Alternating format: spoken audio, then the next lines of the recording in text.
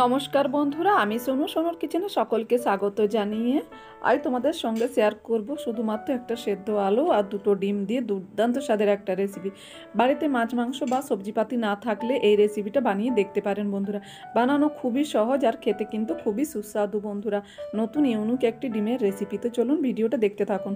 রেসিপিটি বানানোর জন্য দুটো ডিম নিয়ে নিয়েছি আর একটা আগে থেকে সেদ্ধ করে রেখেছিলাম মিডিয়াম সাইজের আলুটার খোসা ছাড়িয়ে এখন গ্রেটারের সাহায্যে গ্রেট করে নিচ্ছি আর দুটো ডিম ভেঙে নিয়েছি।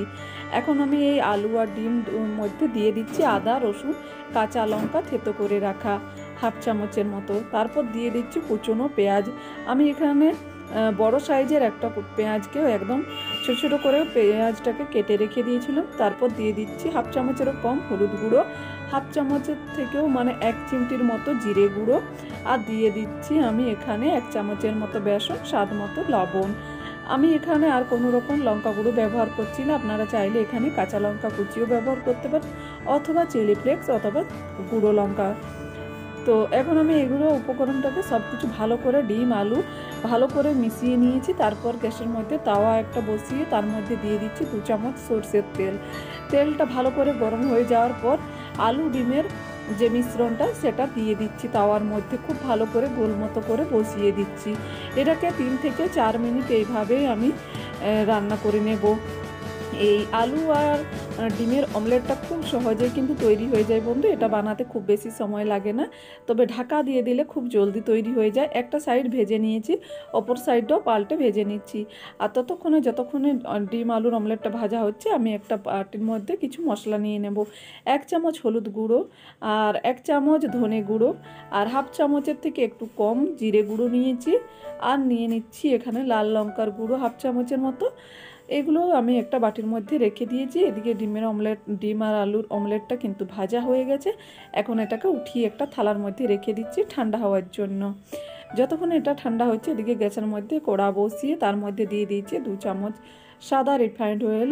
তারপর দিয়ে দিচ্ছি হাফ চামচ গোটা জিরা, শুকনো লঙ্কা ফোড়ন থেকে একটা গন্ধ বেরিয়ে আসলে মিষ্টি, তখন দিয়ে দেবো কুচনো পেঁয়াজটা একটু নাড়াচাড়া করে হালকা ভাজা করে নেব। খুব বেশি ভাজার দরকার নেই, হালকা গোল্ডেন করে ভেজে নিলেই হবে। তারপর দিয়ে দিচ্ছি 1 চামচ আদা রসুন কাঁচা লঙ্কা যেটা আমি থেতো করে রেখেছিলাম সেটা দিয়ে দিচ্ছি। আর দিয়ে দিচ্ছি পুরো মশলাগুলো দিয়ে আবারও একটু নাড়াচাড়া করে নিচ্ছি। আর এই সময় কিন্তু গ্যাসের আঁচটা একদম লো ফ্লেমে করে রাখতে হবে, তাছাড়া মশলাটা পুড়ে যেতে পারে। তারপর দিয়ে দিচ্ছি হাফ কাপের থেকে একটু কম জলটা দিয়ে আবারও ভালো করে নাড়াচাড়া করে মশলাটাকে কষাতে ঢাকা দিয়ে দিচ্ছি। তারপর যতক্ষণে মশলাটা কষানো হচ্ছে এদিকে আমি ডিম আলু যে অমলেটটা ভেজে রেখেছিলাম সেটাকে আমি এইভাবে লম্বা লম্বা চৌকো করে কেটে নিতে হবে। আপনারা ছোট বড় যার যেরকম পছন্দ সে তার পছন্দ মতো শেপে কেটে নিতে পারেন। তো আমি এখানে একটু বড় বড় করে কেটে নিয়েছি এই ডিম আলুর অমলেটটা। দেখুন 4 ফুট করে একদম চৌকো শেপে ভালো করে কেটে নিয়েছি। আর এটা কিন্তু একটু মোটা করেই রেখেছি আমি। তারপর এদিকে ঢাকা দিয়ে দেখুন আমি মশলাটাকে কষিয়ে নিয়েছি। মশলাটা কষানো হয়ে গেছে আর মশলা থেকে তেলও ছেড়ে দিয়েছে। এখন দিয়ে দেব এর মধ্যে 1 গ্লাস হালকা উষ্ণ গরম জল। আমি এখানে হালকা উষ্ণ গরম জল ব্যবহার করেছি বন্ধুরা। জলটা দিয়ে আবারও ভালো করে নাড়াচাড়া করে মিশিয়ে নিয়ে এর মধ্যে দিয়ে দেবো স্বাদ মতো লবণ। তারপর ঝোলটা ফুটে ওঠা পর্যন্ত অপেক্ষা করে তার মধ্যে দিয়ে দিচ্ছি, যখন ঝোলটা ফুটে উঠবে, ডিম আলুর অমলেটটা যেটা কেটে রেখেছিলাম। এটা দিয়ে আমি আবারও 5 থেকে 6 মিনিট রান্না করে নেব, তবে ঢাকা না দিয়ে আমি রান্নাটা করে নেব। তারপর এটা রান্না হয়ে যাওয়ার পর উপর দিয়ে একটু গরম মশলা দিয়ে দিচ্ছি। তোমরা চাইলে এখানে ধনেপাতা কুচিও দিয়ে দিতে পারো।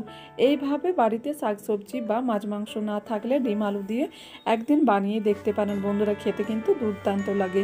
আর এটা কিন্তু খুব অল্প সময়ে ঝটপট তৈরি হয়ে যায় আর খেতেও খুব সুস্বাদু। ছোট থেকে বড় সকলে খুব পছন্দ করে খাবে। রেসিপিটা ভালো লাগলে অবশ্যই চ্যানেলটি লাইক শেয়ার সাবস্ক্রাইব করতে ভুলবেন আর কমেন্ট করে জানাতে ভুলবেন না কেমন লেগেছে। সবাই ভালো থাকবেন, সুস্থ থাকবেন।